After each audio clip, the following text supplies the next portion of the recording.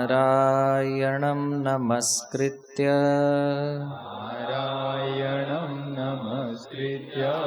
નરં ચૈવ નરોત્તમં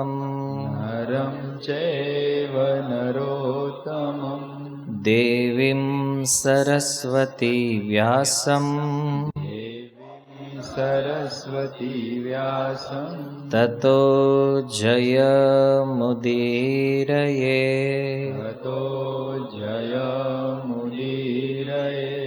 નષ્ટપ્રાયેષુ ભદ્રેષુ નિત્યં ભાગવત સેવયા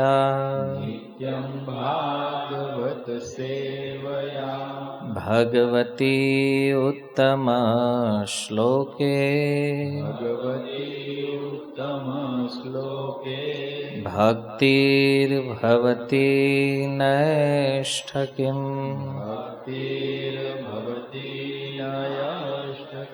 કૃષ્ણાય વાસુદેવાય દેવકી નંદનાય ચ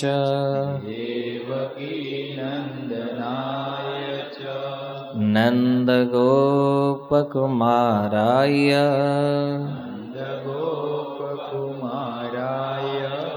ગોવિંદાય નમો નમઃ.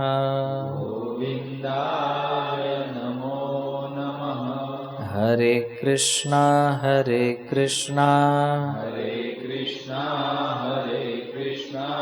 કૃષ્ણ કૃષ્ણ હરે હરે હરે રામ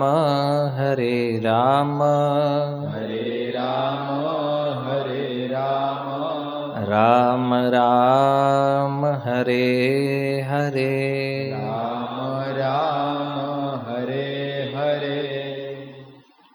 હરે કૃષ્ણ. સ્વાગતમ ઉપસ્થિત સર્વ શ્રોતાગણ, વૈષ્ણવજન તેમજ મહાનુભાવો. શ્રીમદ ભગવદ્ ગીતા ભગવાન શ્રી કૃષ્ણ કહે છે, જન્મ મૃત્યુ જરા વ્યાધિ દુઃખ દોષાનું દર્શનમ. શરીરની 4 અવસ્થાઓ ભગવાન કહે છે. જન્મ, જરા કે વૃદ્ધિ, વ્યાધિનો અર્થ છે રોગ, અને મૃત્યુ. પંચમહાભૂતથી બનેલા જેટલા પણ શરીરો છે, પ્રત્યેક શરીરમાં આ 4 અવસ્થા વિદ્યમાન છે. અને આ 4 વસ્તુ એક જ્ઞાન પ્રદાન કરવા વાળી વસ્તુ છે. એટલા માટે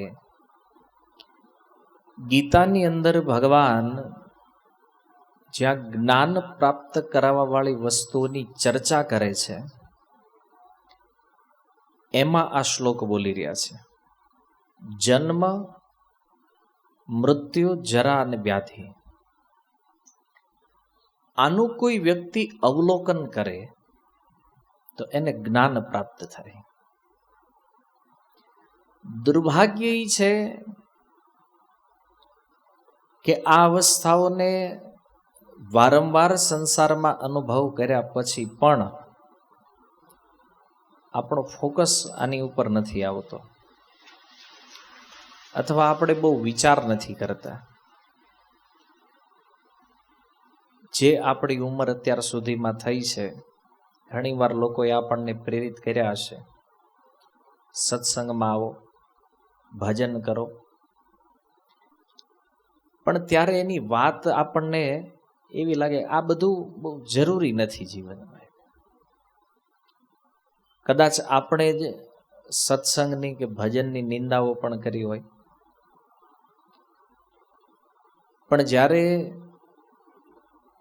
મૃત્યુનો સમય આવે ને, ત્યારે થોડોક વિચાર એવો બને કે આ કંઈક તો આમાં છે કંઈક તો આ વસ્તુ એવી છે કે જેમાં આપણે સમજવું પડશે આ શું છે. અને બની શકે કે આપણે સમજવાનો પ્રયાસ કરીએ પહેલા કાળ આપણો અંત કરી દે, કારણ કે મૃત્યુ તો શાશ્વત છે. જે ભક્ત છે નથી, જ્ઞાની છે અજ્ઞાની છે, આ તો પ્રત્યેક વ્યક્તિઓને ખબર છે કે મૃત્યુ શાશ્વત સત્ય છે. પણ બુદ્ધિમાની એ છે કે એમાંથી બચવાનો ઉપાય કેટલા લોકો વિચારી શકે છે, અથવા કમસે કમ એવું જ્ઞાન કે મૃત્યુની સમીપ જાતા ભય ન લાગે, ડર ન લાગે. આ જો ડર તો છે, કોઈ ગંભીર બીમારી તમને રિપોર્ટ કરાવો ને ખબર પડે કે આ છે, 90% માણસ એમ નામ મરી જાય ને, ખાલી રિપોર્ટ પોઝિટિવ વાંચે ત્યાં. કેમ? અચાનક તમને ખબર પડે કે તમે રોગી છો તો આપણે તૂટી જાય ને અંદરથી, ગમે એવો મજબૂત માણસ હોય. આનું કારણ શું છે ખબર? આની ઉપર આપણે વિચાર નથી કર્યો ક્યારેય. ભગવાને તો ગીતામાં ક્લિયર કીધું, એને જન્મ મૃત્યુ જરા વ્યાધિ, આ શબ્દ સાંભળ્યા છે, પણ ભગવાન કહે છે અનુદર્શન. આને અનુદર્શનનો અર્થ છે આનું અવલોકન કરો, આની ઉપર વિચાર કરો, તો આમાંથી જ્ઞાન મળે. અચ્છા, એક પ્રશ્ન થાય, રોગ આવે છે ક્યાંથી? ચાલો, બીમાર તો બધા પડે, જે શરીર છે એટલે આમાં બીમારી તો આવવાની, કારણ કે આ શરીરનો સ્વભાવ છે. વ્યાધિ, આ બીમાર તો થશે, પણ પ્રશ્ન એ છે આ બીમારી આવી ક્યાંથી? એનું મૂળ, કારણ કે પંચમહાભૂત છે એટલે આ રોગ તો એમાં છે. પણ જો આપણા શાસ્ત્રોની અંદર એટલી સુંદર, એટલી સરળ રીતે આ જીવનનું દર્શન છે, અને ઘણા મહાપુરુષોએ કીધું ભાઈ સત્સંગ કરો, ગીતા ભાગવતનું શ્રવણ કરો. પણ આપણે આપણી રૂટીન લાઈફમાં એટલા વ્યસ્ત છીએ, આ બધાને ગૌણ સમજી લીધું છે. આ બધું ભજન સત્સંગ, આ બધું શું જરૂર છે કરવાની? આવા પ્રશ્નો આપણે કરતા હોય ક્યારે? જ્યારે બહુ સ્વસ્થ હોય ત્યારે. અને બીમારી આવે ત્યારે ભગવાન યાદ આવે. એને કોવિડમાં જેટલું ભગવાનનું સ્મરણ થયું હશે એટલું બીજા કોઈ સમયમાં નહીં થયું હોય. કોઈ લોકો કહેતા અમે ભગવાનમાં માનતા જ નથી. તો વધ્યો છે પ્રવાહ, પણ જો ખાલી જાણી લેવું, સમજી લેવું, ભયથી ભગવાનમાં પ્રેમ થઈ જાવ, આ બધી વસ્તુ પર્યાપ્ત નથી. મનુષ્ય જીવન છે, મનુષ્ય જીવન સાથે જોડાયેલી આ બધી ઘટનાઓ છે, આને તત્વથી સમજવું પડશે. જેવી રીતે તત્વથી જાણ્યા પછી કોઈ વસ્તુને આપણે યથાર્થ રૂપમાં જોતા થઈ જાય છે, એમ આ જીવનને પણ તત્વતઃ જાણવા માટે શાસ્ત્રની વ્યવસ્થા છે. અને શાસ્ત્ર ઉપર આપણને ભરોસો નથી, એક મોટી સમસ્યા એ પણ છે. આપણે કોઈને ભગવદ્ ગીતા આપીએ કે આ વાંચો, અમારે શું જરૂર છે? કેમ ભાઈ, તમે મનુષ્ય નથી? મનુષ્યની કેટેગરીમાં નથી આવતા? તમને રોગ લાગુ નથી પડતો ક્યારેય? તમારું મૃત્યુ નથી આવવાનું ભવિષ્યમાં? જો આવું કાંઈ ન હોય તો તમારાની જરૂર નથી. પણ આ ભૌતિક સિદ્ધિઓ જે છે, એજ્યુકેશન, ધન, ઐશ્વર્ય, આ બધાનું અભિમાન એટલું છે ને, આપણને અધ્યાત્મને તુચ્છ સમજીએ છીએ. પણ જો પ્રકૃતિ અને કાળ એટલો બળવાન છે ને કે આપણા બધા અહંકારને એકવારમાં શૂન્ય કરી નાખે. કોઈ એમ કહેતો હું ભગવાનમાં નથી માનતો, કોઈ કે હું પુનર્જન્મમાં નથી માનતો, અમે સ્વર્ગ નરકમાં નથી માનતા. કાળ આવે ને બધું માનવા માટે. તો શરીર સ્વસ્થ હોય ને અભિમાન ત્યાં સુધી જ હોય. રોગ ઘેરી લે ને પછી અભિમાન નીકળી જાય બધું. એટલે શાસ્ત્ર જે છે ને એ જીવન દર્શન છે, અને સત્સંગ દ્વારા એ ખબર પડે.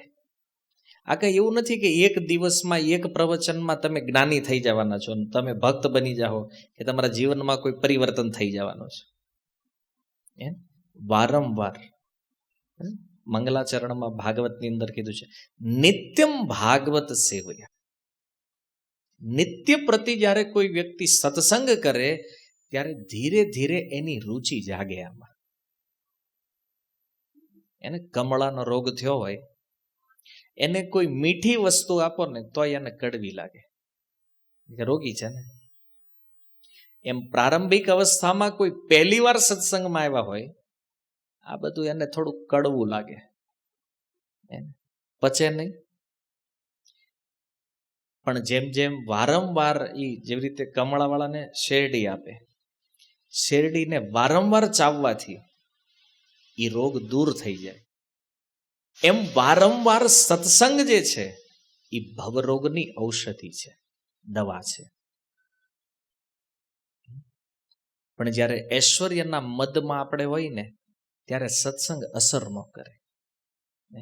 જીવનમાં કંઈક દુઃખ આવે, કોઈક અઘટિત ઘટના બને જેનો આપણે વિચાર ન કર્યો હોય, ત્યારે આપણું મન જે છે ને એ સાવધાન થાય કે કંઈક આપણે જે વિચારીએ છીએ, જે કરીએ છીએ એનાથી કંઈક અલગ દુનિયા છે, જેના વિશે આપણે ક્યારેય વિચાર નથી કર્યો એવું આપણી સાથે થવાનો છે. પણ સત્સંગમાં જો આવતા હોય ને તો આ બધાની જાણકારી હોય, હે ને. માણસ પહેલેથી તૈયાર હોય અને અચાનક આવે તો બેમાં અંતર છે ને. તમને ખબર છે કે મારે અહીંથી જવાનું છે તો તમે તૈયારી કરશો, પણ તમને જાણકારી છે જવાનું છે પણ તમે રોજ ભૂલી જાઓ છો તો તૈયારી નહીં થાય. જવાનું છે ફાઇનલ છે, પણ તૈયારીનો સમય કોની પાસે છે? જેને રોજ છે ભાઈ 30 તારીખે ટિકિટ છે તારી, તો એ તૈયારી કરે ને. પણ ઓલો ભૂલી જ જાય કે મારે જવાનું છે.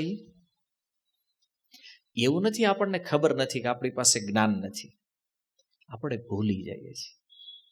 મેં કીધું ને, મૃત્યુ કોને ખબર નથી આપણે જવાનું છે?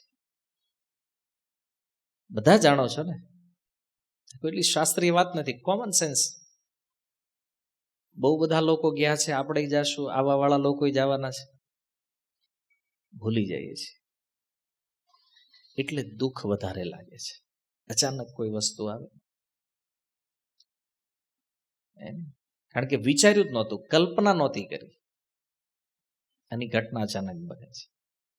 દુઃખનું કારણ આ છે. એટલા માટે ભાગવત કહે છે, જન્મ લાભ પરે પુંસા. જીવનનો લાભ શું છે? ચલો, મનુષ્ય જીવન તો મળી ગયું છે, પણ કોઈને પૂછીએ કે આ મનુષ્ય જીવનનો લાભ શું છે? અચ્છા, તમારી પાસે સારામાં સારું એજ્યુકેશન છે, આ લાભ છે? કે મસ્ત મોટું બેંક બેલેન્સ છે, એ લાભ છે? સમાજની અંદર લાખો માણસો તમને ઓળખે છે, આ લાભ છે? આ ખરેખર જો લાભ હોત તો બતાવો. આજે 4 પરિસ્થિતિ છે, જન્મ મૃત્યુ જરા વ્યાધિ, આમાંથી ફાયદો ક્યાં કરે છે? આ 3 વસ્તુ છે તમારી પાસે. તમે વેલ એજ્યુકેટેડ છો, તમારી પાસે બેંક બેલેન્સ એટલું છે, તમારી નામના એટલી મોટી છે, પણ તમને કોઈ રોગ થાય તો આ વસ્તુઓ શું હેલ્પ કરી શકે? નહીં થાય. તો આ ઘટના તો બધાના જીવનમાં સામાન્ય છે. પણ જ્ઞાન ક્યાંથી પ્રાપ્ત કરવું એક મહત્વનો વિષય છે. તમે જુઓ, એક રાજા થયા જેનું નામ હતું સિદ્ધાર્થ ગૌતમ. તો એનો જ્યારે જન્મ થયો ને, તો એ સમયે જે જ્યોતિષીઓ હતા એણે ભવિષ્યવાણી કરી કે આ બાળક જે છે એ મોટો થઈને યા તો ચક્રવર્તી રાજા બનશે, યા તો કોઈ મહાન સંન્યાસી બનશે, સાધુ બનશે. તો હવે એના પિતા રાજા છે એટલે એણે વિચાર કર્યો કે ભાઈ રાજાનો પુત્ર તો રાજા બને એ જ ઉચિત છે. તો એણે એવી ઘોષણા કરી કે એક કામ કરો, આને એવા મહેલમાં રાખો કે જ્યાં આને જન્મ, મૃત્યુ, જરા કે વ્યાધિનું દર્શન ન થવું જોઈએ. આ ચારમાંથી એક પણ વસ્તુ એને અનુભવમાં જ ન આવી જોઈએ. માની લો એ રાજકુમાર સવારે ઉઠે તો બગીચામાં જેટલા પીળા થઈ ગયેલા પાન હોય, ખરી ગયેલા પાન હોય, બધા ઉઠાઈ લેવાના. એને લીલું જ પાંદડું દેખાવું જોઈએ. કારણ કે પાંદડું ખરેલું દેખાય તો વિચાર આવે ને પરિવર્તન થાય છે કંઈક. બોલો જો બગીચો રોજ ને રોજ ગ્રીન જ છે. કોઈ વ્યક્તિ વૃદ્ધ થઈ જાય નગરમાં તો એને નગરની બહાર મોકલી દેવાનો. આખા નગરમાં કોઈ ગડો માણા દેખાવો ન જોઈએ. કોઈ વૃદ્ધને જોવે તો પૂછે ને કે આ ગડો કેમ થયો. કોઈ રોગી થઈ ગયો હોય એને રાજ્યની બહાર આને ફ્રેશ માણા જ દેખાવા જોઈએ. આ પ્રકારે આનો ઉછેર થયો. આ કોઈ વાર્તા નથી, કોઈ કલ્પના નથી, ઇતિહાસમાં બનેલી એક સત્ય ઘટના છે. અને આ રીતે એનો ઉછેર થતો ગયો. જ્યારે એ બાળક યુવાન થયો ત્યારે એના સારથીને કીધું કે એક કામ કરીએ, આ જ્યારથી હું જન્મ્યો છું આજુબાજુનું ચિત્ર એનું છે, આમાં કોઈ ચેન્જ નથી. ચાલો આપણે નગર ચર્ચાએ નીકળીએ. કારણ કે રાજા થવાનો છે ને, તો રાજાને નગર ચર્ચા કરવી જરૂરી છે. તો રથ ઉપર સવાર થઈ અને બે નીકળ્યા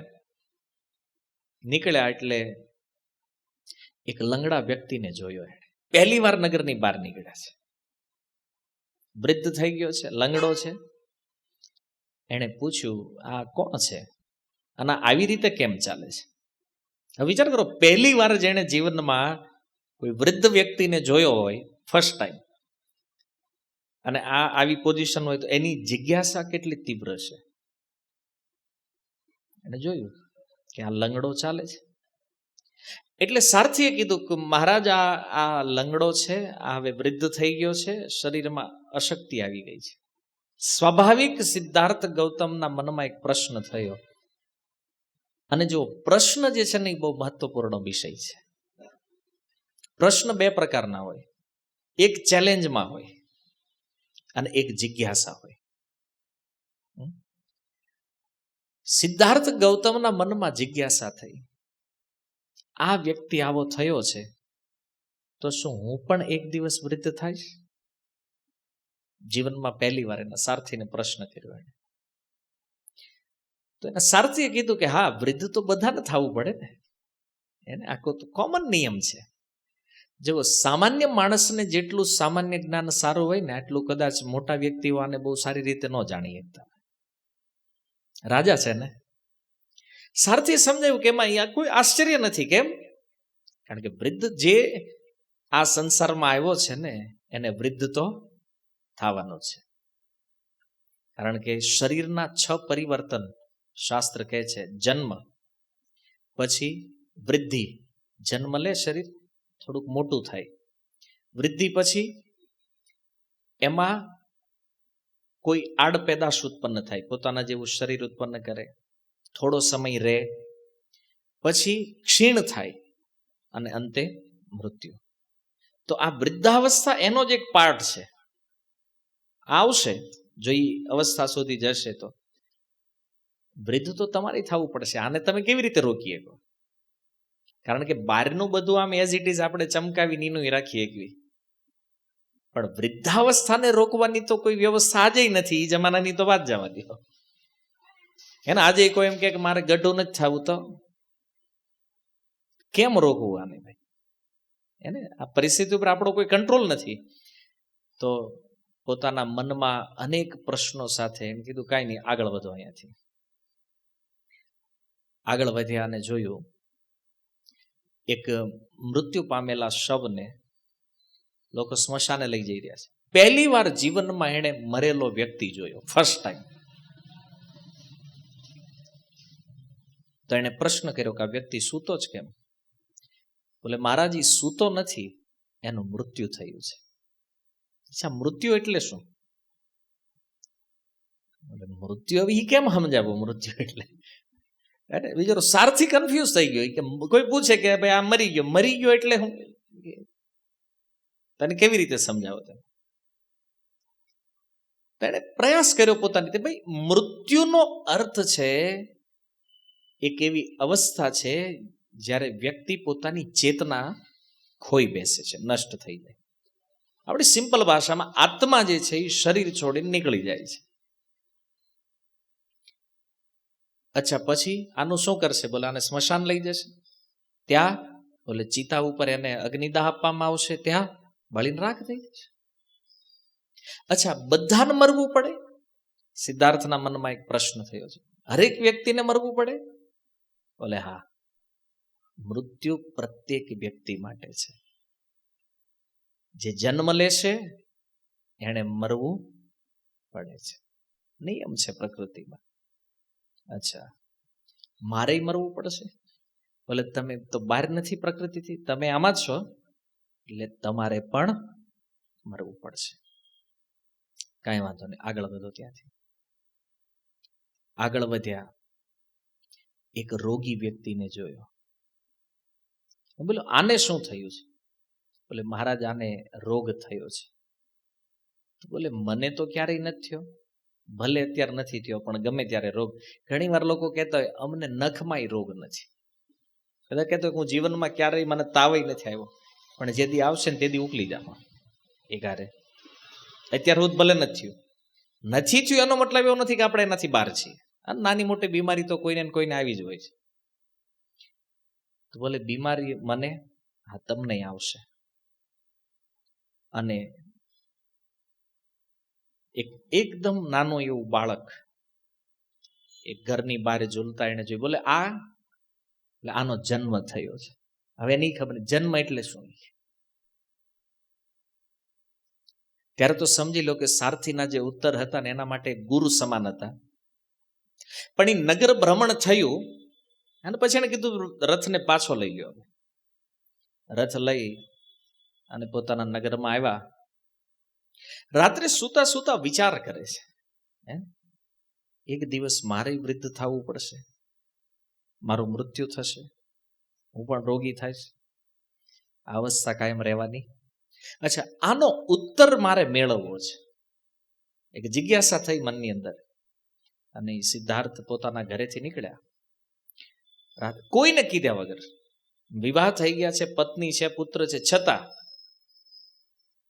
આ જ્યારે એ અવસ્થામાં કે પત્ની અને પુત્ર જેમાં એનો વિશેષ પ્રેમ હતો, પણ આ જિજ્ઞાસાના કારણે એને પણ છોડી અને એ નીકળી ગયા. અને જીવનમાં આગળ જતા એને જ્ઞાન પ્રાપ્ત થયું. આ ચારેય પ્રશ્નના ઉત્તર એને મળ્યા. ત્યારે એ બુદ્ધ તરીકે પ્રસિદ્ધ થયા. બુદ્ધ એટલે જેની ચેતના પ્રાપ્ત થઈ ગઈ છે, જેણે આ પ્રશ્નોના ઉત્તર મેળવી લીધા છે. તો અહીંયા આપણે મનુષ્ય બન્યા છીએ ને આ પ્રશ્નોના ઉત્તર મેળવવા માટે. અને આપણે આ નથી કરતા અને કંઈક બીજું જ કરીએ છીએ. અને એ પણ એટલું અહંકારથી કે આપણે આને સાંભળવાય નથી માંગતા, સમજવાય નથી માંગતા. કઈ વાંધો નહીં, કોઈ સાંભળે નહીં, સમજે નહીં તો બચી થોડી જશે આનાથી. આજકાલ લોકોને અમેરિકા જવાનો ટ્રેન્ડ વધ્યો છે. કોઈને એમ હોય કે ઇન્ડિયા છોડીને અમેરિકા વયા જાઓ, સુખી થઈ જાઓ. આ ચાર સમસ્યા વિશ્વમાં ગમીને વયા જાઓ, આ ક્યારેય પીછો છોડવાની નથી. અમેરિકામાં સેમ સ્થિતિ લાગુ પડે, જન્મ મૃત્યુ જરા વ્યાધિ. યુરોપમાં વયા જાવ, ન્યાય લાગુ પડે. અને આ પૃથ્વીથી બહાર ગમે લોકમાં વયા જાવ, બ્રહ્માંડની અંદર રસાતળથી લઈ અને બ્રહ્મલોક સુધી આ જન્મ મૃત્યુની સેમ પરંપરા ચાલે છે. બુદ્ધિમાન વ્યક્તિ છે કે જે આનો ઉકેલ શોધવાનો પ્રયાસ કરે. ઘણી વાર આવી વાતો બહુ સારી ન લાગે, કારણ કે આર્થિક વિકાસને શાસ્ત્ર બહુ મહત્વ આપતું નથી. આ પહેલી વાત છે. અને એટલા માટે આપણા ઋષિમુનિઓ જે છે ને, ભલે જંગલમાં રહેતા, પણ પ્રકૃતિના એક એક તત્વની સમજ હતી એની પાસે.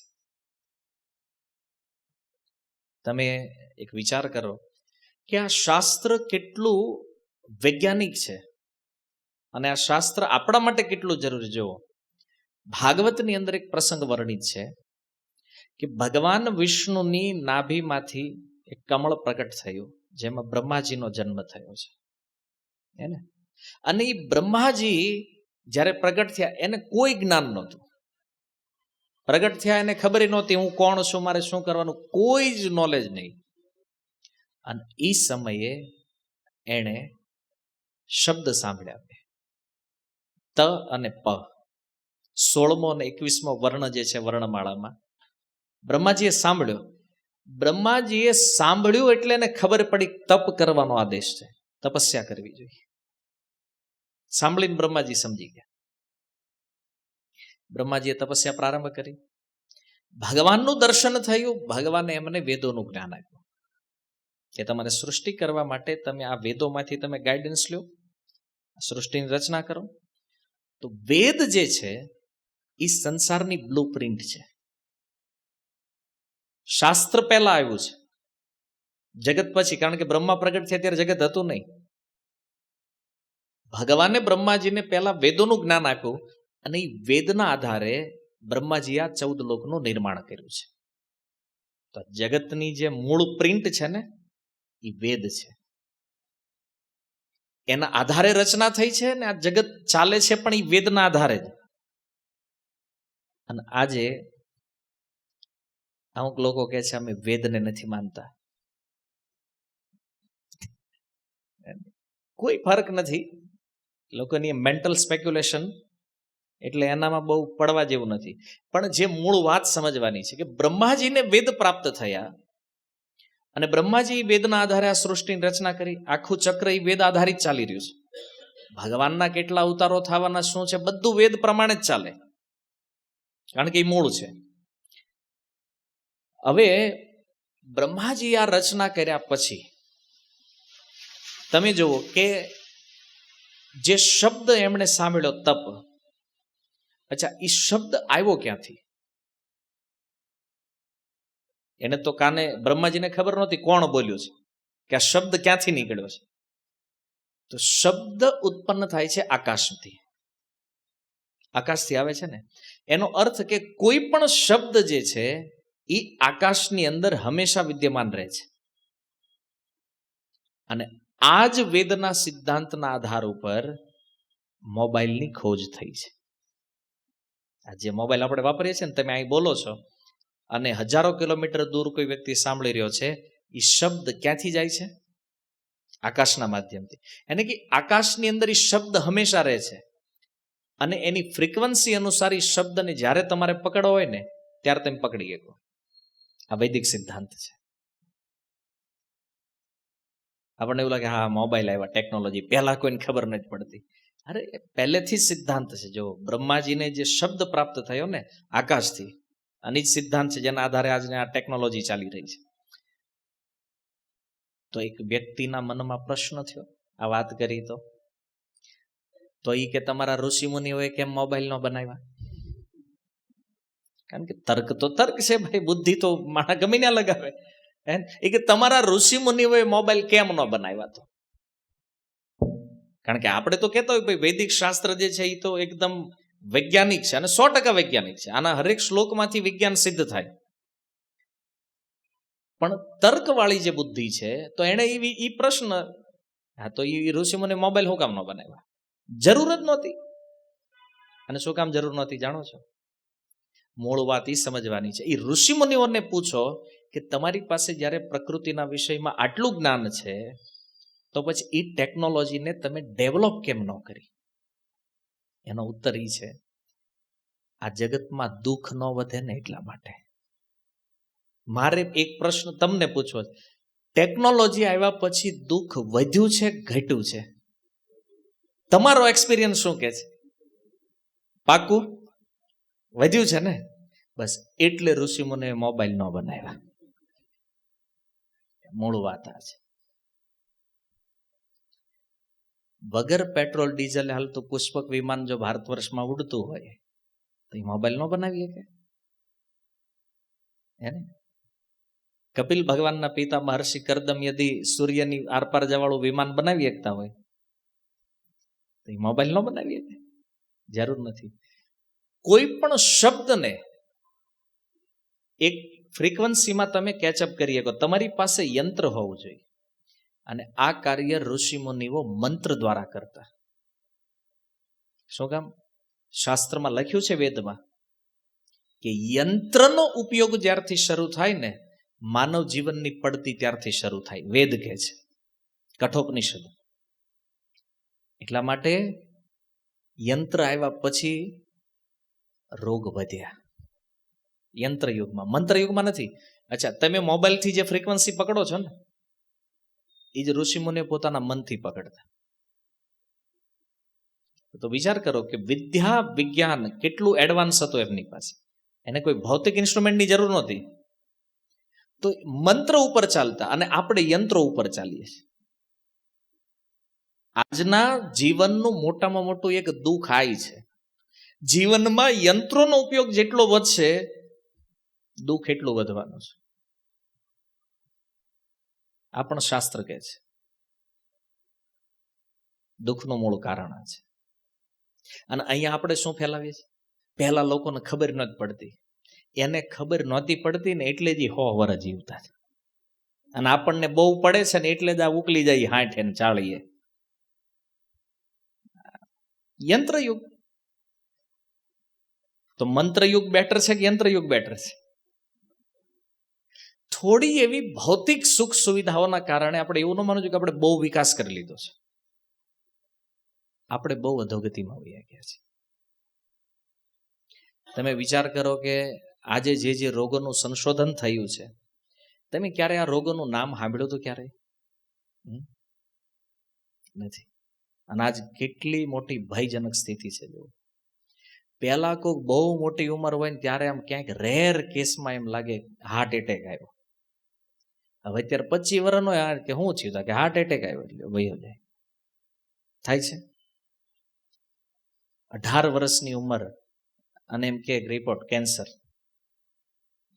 અને કોઈ પણ માણસ એની ટાઈમ કોઈ પણ રોગમાં આવી જાય. આનું કારણ શું જાણો છો? આ યંત્રોનું પરિણામ છે. આપણને એમ થાય કે મશીનરી વધશે, પ્રોગ્રેસ થાય, વધારો મશીનરી, એટલા જ જલ્દી ઉકલી જવાના છે. દુઃખનું કારણ આ છે. જીવન જે શાસ્ત્રોથી વિપરીત જીવી રહ્યા છે ને, ગમે એટલો વેદનો વિરોધ કરો, શાસ્ત્રનો વિરોધ કરો, પણ વેદ વિરુદ્ધ જીવન દુઃખ સિવાય કઈ હાથમાં નથી લાગવાનું. કોઈ વિદ્યા દુનિયામાં એવી નથી જે તમને બચાવી શકે. અને ટ્રાય કરી લો. જે આંધળો વિશ્વાસ વિજ્ઞાન ઉપર જે છે ને, સાયન્સ ઉપર, એનો 1% જો શાસ્ત્ર ઉપર થઈ જાય ને, તોય જીવન સુખી થઈ જાય. દુઃખ નહીં રહે જીવનમાં. પણ આપણી જે તર્ક બુદ્ધિ છે હરેક વાતમાં, આજે આપણે કઈ ભગવાનનું ભજન કરો, દેખાડો પહેલા એ કે ભગવાન. કારણ કે હરેક વાતમાં તર્ક. આપણે કઈ ભગવાન કોઈએ જોયા છે? એમ તો બુદ્ધિ કોઈએ નથી જોઈ, તો શું કહો નહીં હોય? હમણાં હાલો પૂછો, કોની પાસે બુદ્ધિ નથી? હાથ ઉપર કરો. કોઈ કહે નથી મારી પાસે? જોઈ છે ક્યારે?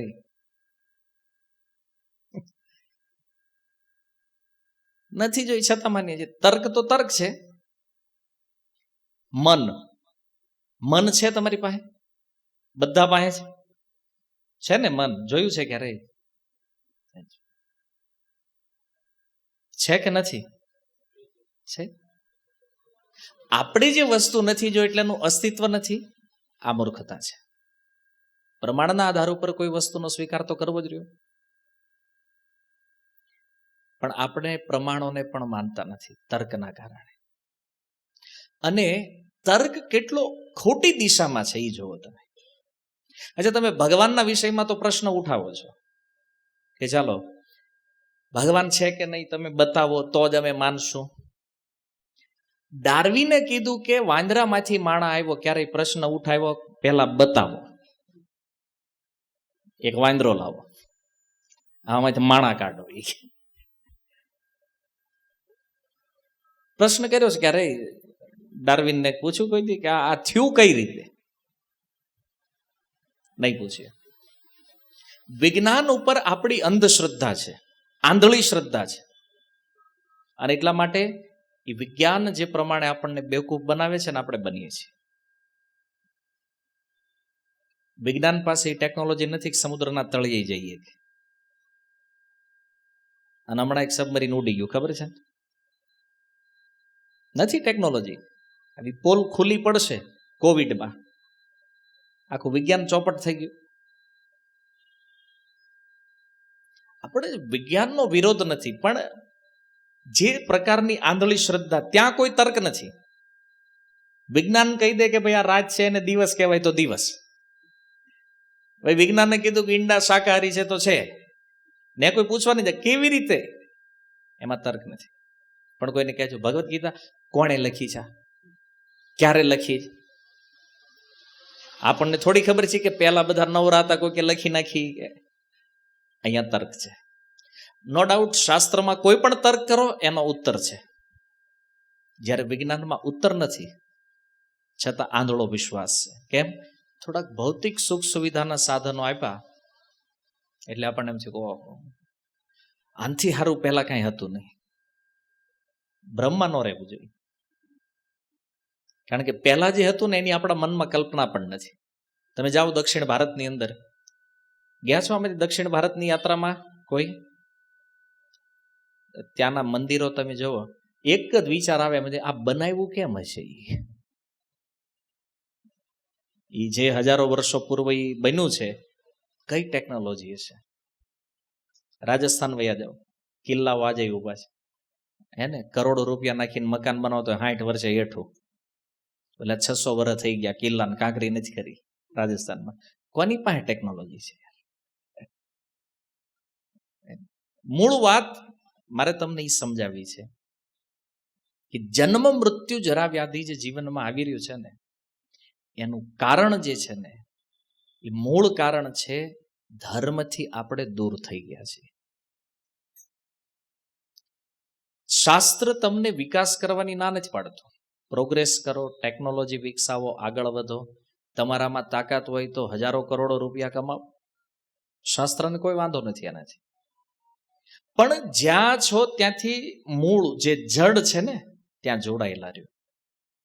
કારણ કે ધર્મ સાથે જોડાયેલા છો તો દુઃખ નથી જીવનમાં. અને એચિવમેન્ટ વધુ છે, પણ જો ધર્મ નથી તો દુઃખ સિવાય બીજું કાંઈ નથી.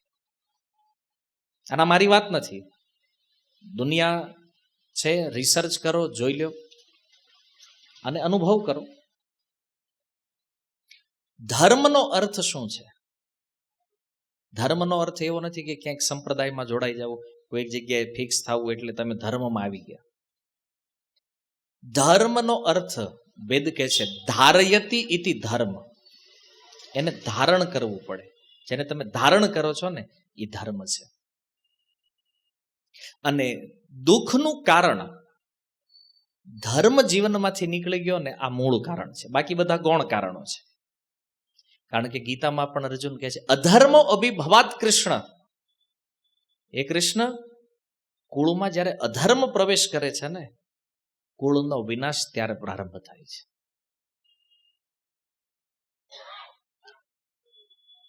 પણ જો લાલચ જ્યારે આવે ને, ત્યારે માણસ ધર્મ છોડી દે. તમે સાંભળ્યું છે ઘણા તલવારના ડરથી હિન્દુથી મુસલમાન થઈ ગયા. ડર. અને જેને ધર્મને ધારણ કર્યો છે એને મરવાનું પસંદ કર્યું, પણ ધર્મનો ત્યાગ નથી કર્યો. આજ માની લ્યો તમે જે પરિવારમાંથી આવો છો ને, એમાં એવો નિયમ છે કે ભાઈ તમારે કાંદા લસણ નહીં ખાવાના. એવો નિયમ પેઢીઓથી ચાલતો આવ્યો છે. તમે સુરતમાં આવ્યા અને આવીને જો અહીંયા તો બધા ખાય છે,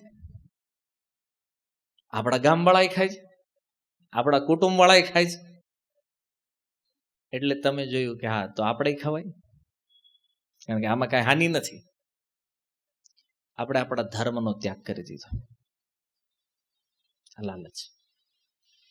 તો કોઈ લાલચ જ્યારે આવે છે ને, ત્યારે આપણે ધર્મનો ત્યાગ કરીએ છીએ, એટલે આપણો નાશ નિશ્ચિત છે. અને બીજું કે ધર્મની અંદર પ્રારંભમાં સંઘર્ષ ખૂબ થવાનો છે. ગીતામાંય ભગવાન કહે છે આ પ્રારંભમાં વિષની સમાન છે, પણ આનું પરિણામ અમૃત સમાન છે. એટલે ધર્મ જીવનમાં હોવો બહુ જરૂરી છે. અને જેના જીવનમાં ધર્મ નથી ને એ જીવતો હોય તો એ મરેલો છે, એમાં કઈ છે નહીં.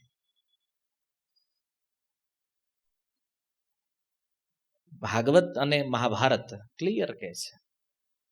મહાભારતમાં તો વ્યાસજી લખે છે ધર્મેણ હીના પશુવીર સમાના. ધર્મ જેના જીવનમાં નથી એ પશુ છે, સ્પષ્ટ મહાભારત કહે છે. તો આ પશુઓની સભ્યતા વિકસી રહી છે. અને પશુઓના સમાજમાં કોઈ નીતિ ન હોય, કોઈ નિયમ ન હોય, અને બધું આડેધડ હાલતું હોય. આજે આપણા જીવનમાં આ છે. તમે કહેશો નહીં આપણા જીવનમાંથી શું ધર્મ? એક સિમ્પલ નાની એવી વાત સમજાવજો. ગીતામાં ભગવાન કહે છે આહાર શુદ્ધો સત્વ શુદ્ધિ, સત્વ શુદ્ધિ ધ્રુવા સ્મૃતિ. જો તમારો આહાર શુદ્ધ હોય તો તમારી બુદ્ધિ જે છે એ પણ સાત્વિક બને. બુદ્ધિના 3 પ્રકાર ભગવાને બતાવ્યા, સાત્વિકી, રાજસી, તામસી. જેવો ખોરાક જેવો એનો ગુણ એવી બુદ્ધિ થશે. આજ તમે જો આપણે જે ખોરાક લઈ રહ્યા છીએ એ સાત્વિક છે, રાજસી છે કે તામસિક છે? કયા ગુણમાં આવે છે ખબર જ નથી.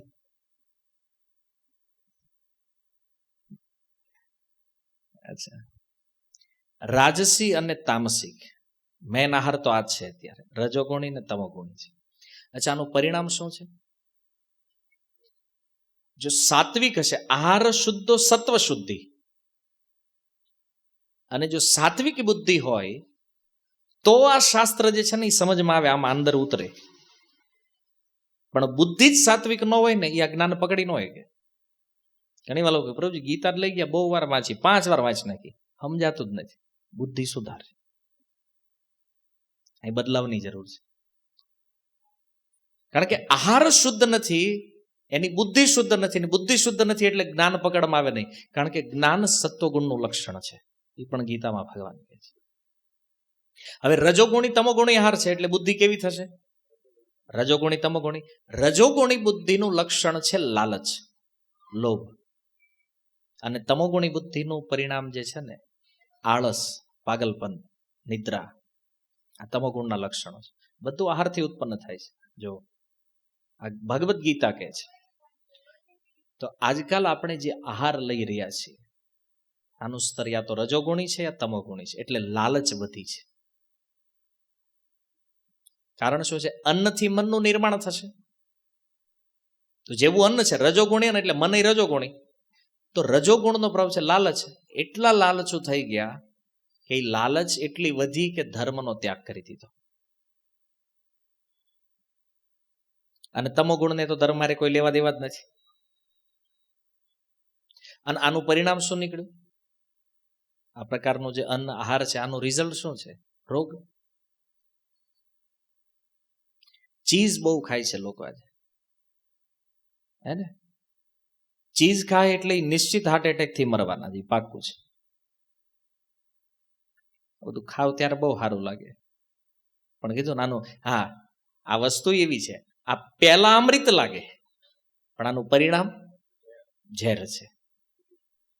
અચ્છા, એક પ્રશ્ન મારે તમને એ પૂછવો છે. તમારા ઘરે યદી ગાય હોય અને જો એમાંથી તમે દૂધ, માખણ ઇત્યાદિ કાઢતા હો, તો એ માખણ તમે શું ભાવે વેચો?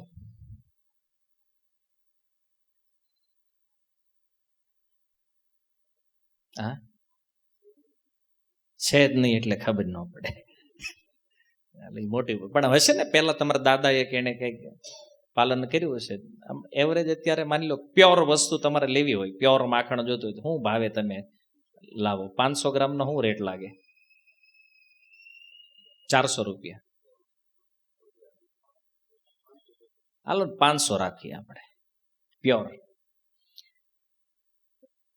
તમે જે આહાર હોટલોમાં ગ્રહણ કરવા જાઓ છો એમાં જે ચીઝ નાખીને જે મજા લ્યો છો ને, એ ચીઝ કે બટર 90 રૂપિયાનું 500 ગ્રામ આવે છે. કેટલું? કોઈ બી હોટલ વાળાને પૂછવાની છૂટ, અને તમારો કોઈ હોટલ ચલાવવાળો ભાઈ હોય તેને પૂછ લેજો કેટલાનું 500 ગ્રામ આવે. ₹90 ની તમે એમાં આનંદ લઈ રહ્યા છો. શેનાથી બને છે તમને ખબર નથી. મેટર જ અલગ છે.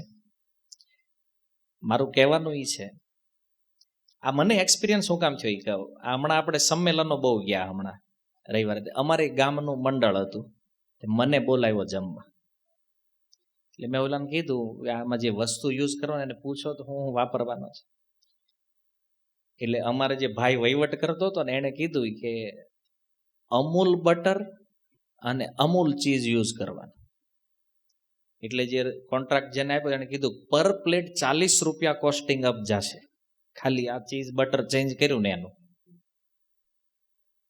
એને પૂછ્યું તો તું કયું વાપરે છે ₹90 તો જ પોહાય નહીં કે અમને? બહુ વિચારવા જેવી વાત છે. આપણે લોકો ગમે એ ખાઈ લઈએ છીએ, આપણું જીવન ક્યાં છે એ જોવો. હું તમને, મારે આ બધો ક્લાસ નથી કરવાનો, હું તમને એ સમજુ. વ્યાસદેવે લખ્યું છે ને જે પશુતા શું છે આપણા જીવનની અંદર. તમે ક્યારે વિચાર કરો છો કે ₹130 તમને એકદમ ફૂલ ચીઝ બટરમાં કોઈ ઢોસો આપે, એને પોહાય કેવી રીતે?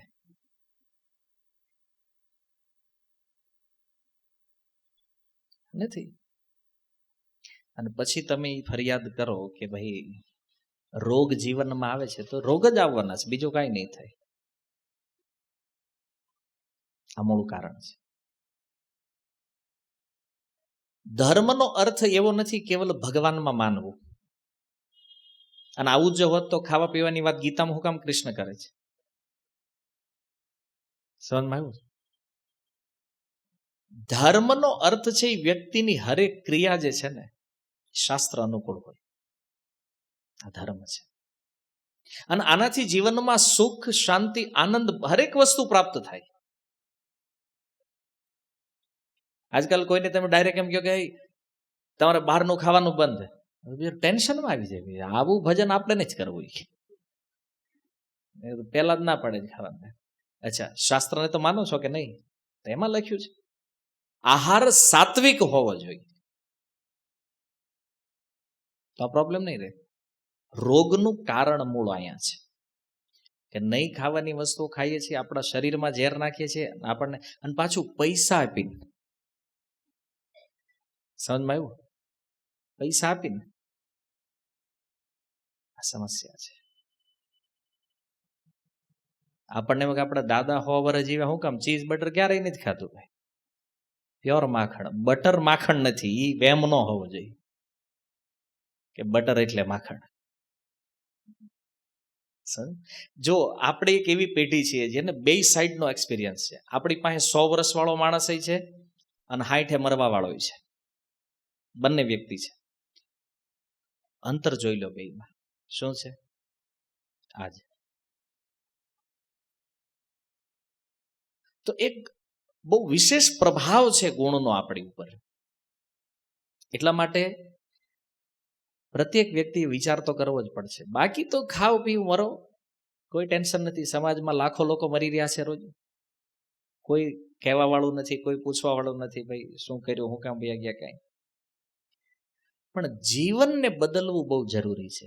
જો જીવનમાં સુખ, શાંતિ અને આનંદ જોઈએ છે તો સાથે વાસ્તવિક આનંદ મળશે જો અધ્યાત્મ જીવનમાં આવશે. તો તમે એવું માનતો ખાલી ખાઈ પીને ઊંઘવું છે ને મજા કરીને મરી જવું છે તો એના માટે જિંદગી છે, એવું નથી.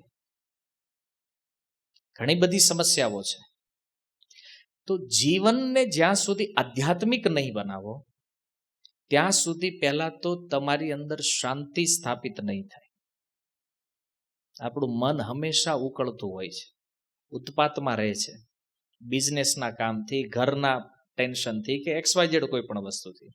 પણ રિયાલિટી છે કે આપણે વાસ્તવમાં જો આનંદ લેવા માંગતા હોઈએ, આ જીવનને ખરેખર સમજવું છે, તો અધ્યાત્મ સાથે જોડાવું બિલકુલ જરૂરી છે. આ જ્ઞાન જે છે શાસ્ત્રો દ્વારા પ્રાપ્ત થશે. જીવન કેમ જીવવું, અને આ જે 4 સમસ્યાઓ છે, જન્મ, મૃત્યુ, જરા, વ્યાધિ, આના ઉકેલ કેવી રીતે, શું એનો ઉકેલ શાસ્ત્રોમાં છે. અને સિમ્પલ ભાગવત ભજન કળિયુગની અંદર બહુ વાતો શાસ્ત્રએ નથી કરી, કારણ કે એને ખબર હતી કળિયુગમાં બહુ સમજમાં આવતું નથી. સીધું અને સિમ્પલ જે છે ને ભગવાનનું નામ છે, જે માણસ ગમે ત્યારે ગમે એ સમયે ગમે ત્યાં જપ કરી શકે. હરિનામ. ભગવાનના નામને જીવનમાં સ્થાન આપો. તમારી જે કાંઈ રેગ્યુલર એક્ટિવિટી ચાલવાની છે, તમે રોજ સવારે ઓફિસ જાઓ છો, સાંજે આવો છો, પરિવારનું પાલન કરો, આ બધું ચાલવાનું છે કન્ટિન્યુ. તમે આધ્યાત્મિક બનશો તો પણ, નહીં બનો તો પણ જો અધ્યાત્મ જીવનમાં આવશે ને તો જીવન સુખમય આનંદમય બની જશે. અને જો અધ્યાત્મ નથી જીવનમાં તો એ જ રોતા રોતા જિંદગી પૂરી કરવાની છે. હંમેશા ટેન્શન, ચિંતાઓ. જીવનનો ઉદ્દેશ્ય ખબર નહીં પડે કે આ મનુષ્ય જીવન મળ્યું તું શું કામ અને આપણે આનો ઉપયોગ ક્યાં કરી નાખ્યો. શાસ્ત્ર ક્લિયર કે છે આ ખાવા પીવા ઊંઘવા માટે નથી.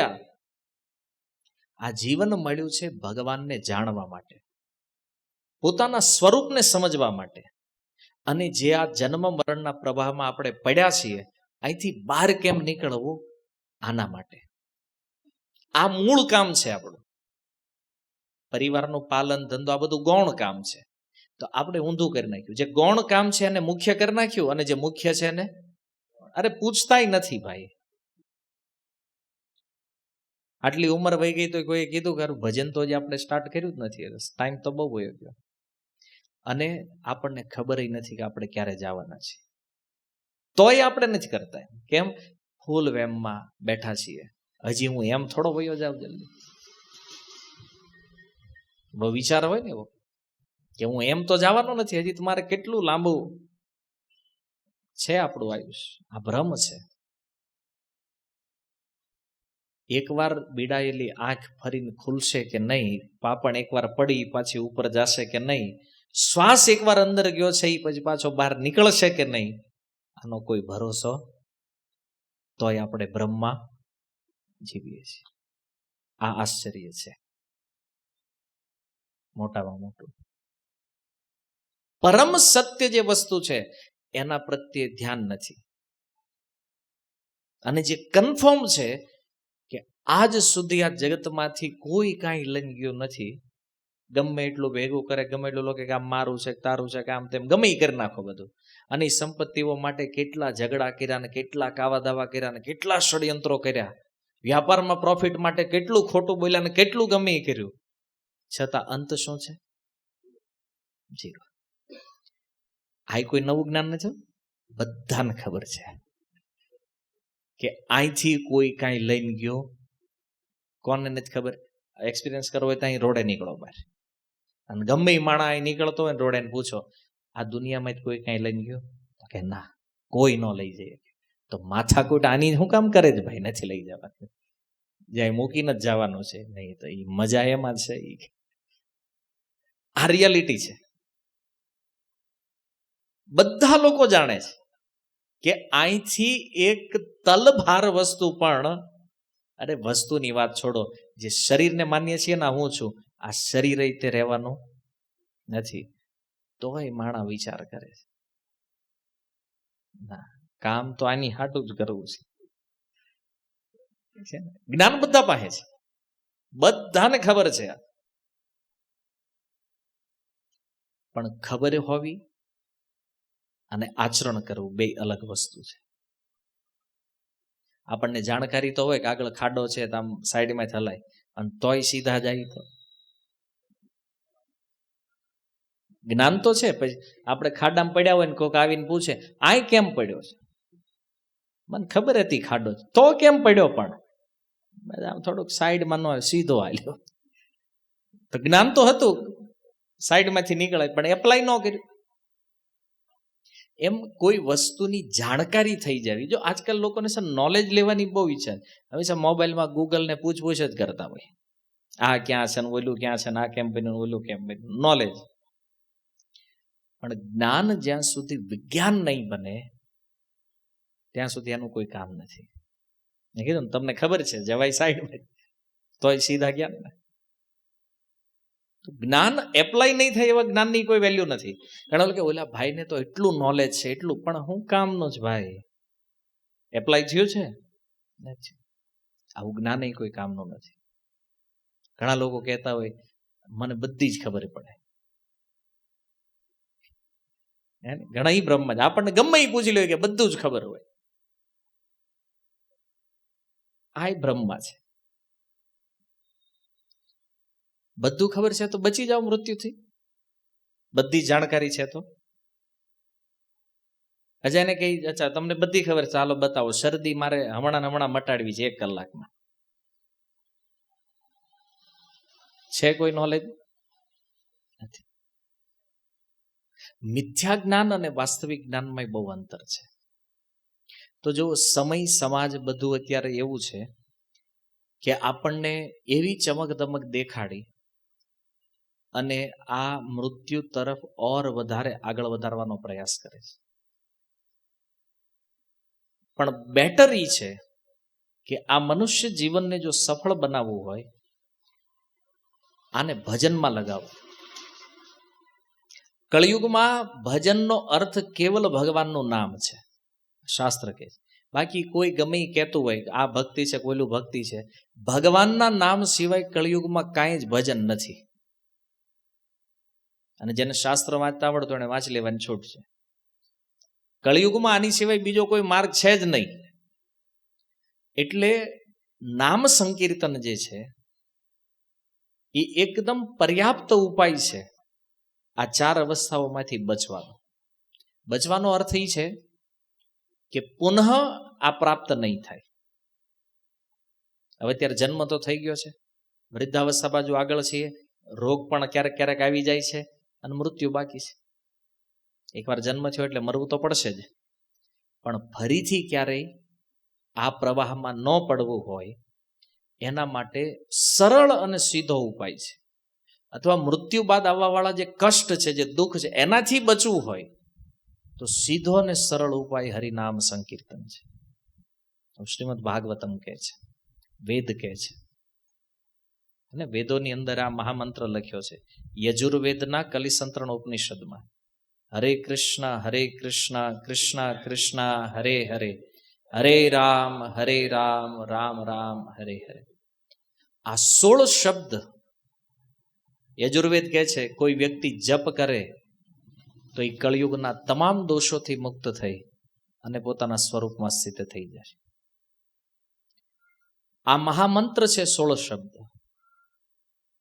યજુર્વેદ અનુસાર. એટલે પ્રત્યેક જીવનું કલ્યાણ આ ભગવાનના નામથી છે. જે જીવિત છે એનું પણ, જે શરીર છોડી ચૂક્યા છે એનું પણ.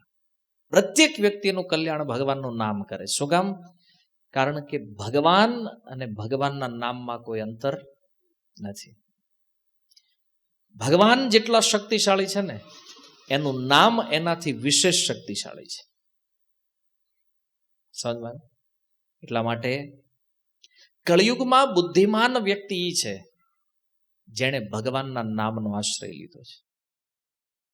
બુદ્ધિમાન એ નથી જેની પાસે ગૂગલથી ઘણું બધું નોલેજ આવ્યું છે, કે જે લોકો કંઈક ચોપડાઓ વાંચીને બહુ જ્ઞાન ભેગું કરી લીધું છે. શાસ્ત્રને બુદ્ધિમાન નથી કહેતું. બુદ્ધિમાન એ છે જેને અહીંયાથી કેમ બહાર નીકળવું એનો રસ્તો જેને મળી ગયો છે. આ કળિયુગનો શ્રેષ્ઠ બુદ્ધિમાન વ્યક્તિ છે.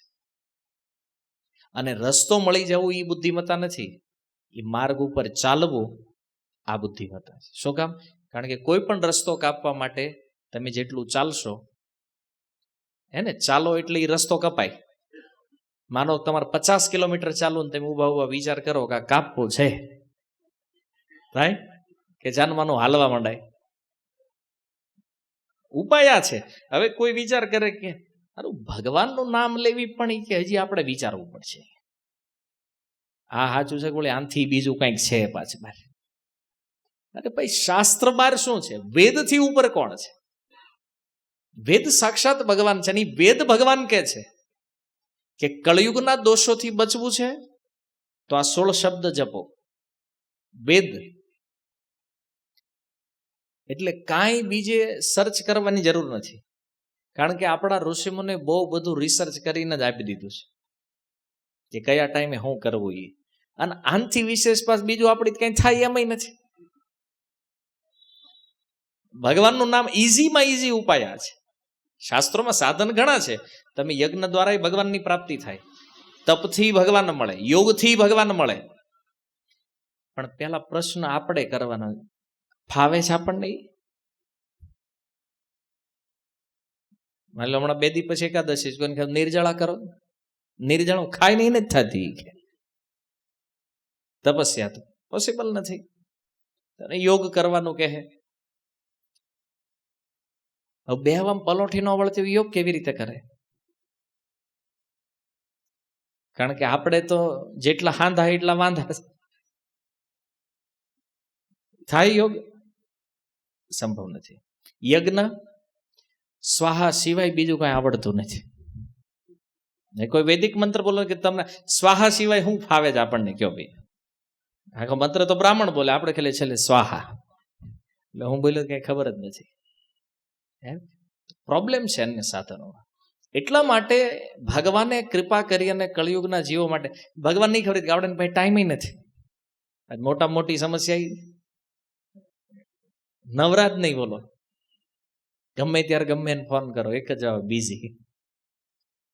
કોઈ એમ નથી કહેતા કે હું ફ્રી છું. ફ્રી સાંભળવું ને એ તો એક મોટો લાવો છે ફોનમાં. ગમે એને ફોન કરી દો, હું કરો છો? બહુ બિઝી છે હમણાં, પછી વાત. હા નવરા આવે. એટલે આ સમસ્યાઓ છે. ભગવાનને ખબર હતી કે આપણા ટાઈમ તો છે ને એની પાસે, એટલે આને કંઈક એવું સાધન આપો કે કોઈ બાનું કાઢ્યા વગર એ કરીએ. કે હવે ભગવાનનું નામ લેવામાં કોઈ એમ કે અમારે આ કંઈક સમસ્યા છે કે આમ પ્રોબ્લેમ છે કે નહીં લેવી, કોઈ બાનું ન હાલે. કામ કરતા કરતા લ્યો તોય ભગવાન કે લ્યો, ના જ નથી. ખાતા ખાતા, સૂતા સૂતા, નાતા નાતા, કામ કરતા કરતા કોઈ પણ સમયે ભગવાનનું સ્મરણ કરો. તત્રાર્પિતા નિયમિત સ્મરણે ન કાલ. કોઈ નિયમ નથી, કોઈ સમયની પાબંદી નથી. ભગવાનનું નામ ગમે ત્યારે લઈ શકાય. આટલું સરળ. ભગવાને કોઈ બાનું રહેવા જ નથી દીધું. હવે આનાથી સરળ સાધન બીજું કોઈ નથી. અને જો રિઝલ્ટ સૌથી બેસ્ટ, યોગથી, તપથી, સમાધિથી જે ફળ પ્રાપ્ત થાય એ જ ફળ કળિયુગમાં ભગવાનના નામ સંકીર્તનથી પ્રાપ્ત થઈ જાય. તો સમાધિ કરાય કે નામ લેવાય? સમાધિની ટ્રાય થાય નહીં. ઘણા લોકો કરે ધ્યાન, ધ્યાનથી ઉપર પછી સમાધિ આવે. ધ્યાન, ધારણા, બધું યોગમાં ઘણી બધી વસ્તુઓ છે. એક ક્ષણ કોઈનું મન એક વિષય ઉપર સ્થિર રહે એને ધ્યાન કહેવામાં આવે છે.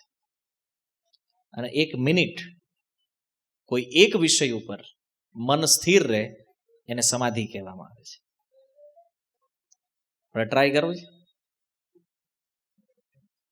એક ક્ષણ માટે પણ મનને સ્થિર રાખવું સંભવ નથી.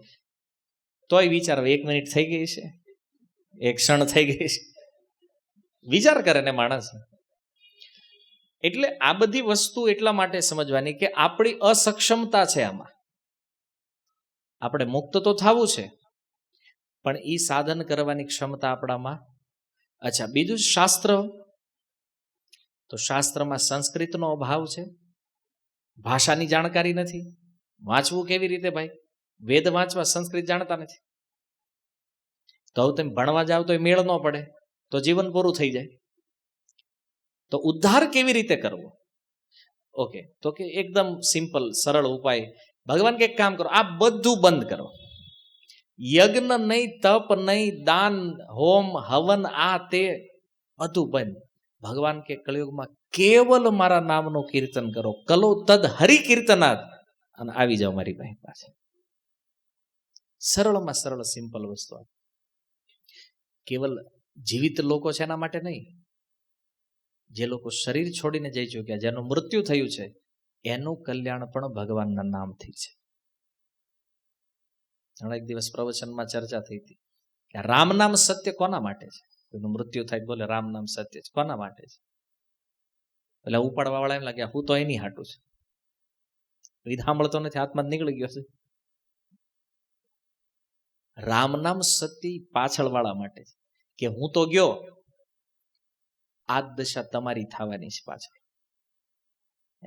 મને ઉપાડીને લઈ જાવ, કાલે તમને કોઈ ઉપાડીને લઈ જાવ, દશા તો આ જ થવાની છે. અને એટલા માટે રામ નામ સત્ય છે. ભગવાનનું નામ જ એકમાત્ર સત્ય છે, બીજું કાંઈ નથી. પણ એ વાહે જે રામ નામ સત્ય બોલે છે ને એ કોઈ દી રામનું નામ લેતા નથી. આ પ્રોબ્લેમ છે. કારણ કે આમાં બધી મૂર્ખતા જ હાલે છે. કોના માટે લેવાઈ રહ્યું છે એને એમ છે કે વયા ગયા હોય ત્યારે જ રામ નામ સત્ય બોલાય. રામ નામ સત્યનો મતલબ ભગવાનના નામ સિવાય બાકી બધું મિથ્યા છે. કેવલ ભગવાન એકમાત્ર સત્ય સ્વરૂપ છે, આ અર્થ છે. સેમ પાખંડ ચાલે છે ગરુડ પુરાણમાં. 3 દિવસ ગરુડ પુરાણ બેહારે પૂછો કોની હાટું છે, ઓલા સાંભળવા આવ્યા એમ થાય કે વહી ગયો એની હાટું છે. ગરુડ પુરાણનો કોન્સેપ્ટ આજે પાછળ વધ્યા છે ને એ લોકો હાટું છે કે તમને બતાવે મૃત્યુ પછી યમરાજના દ્વાર સુધી જવાનો માર્ગ શું છે ને કેટલી કેટલી વિપત્તિઓ છે.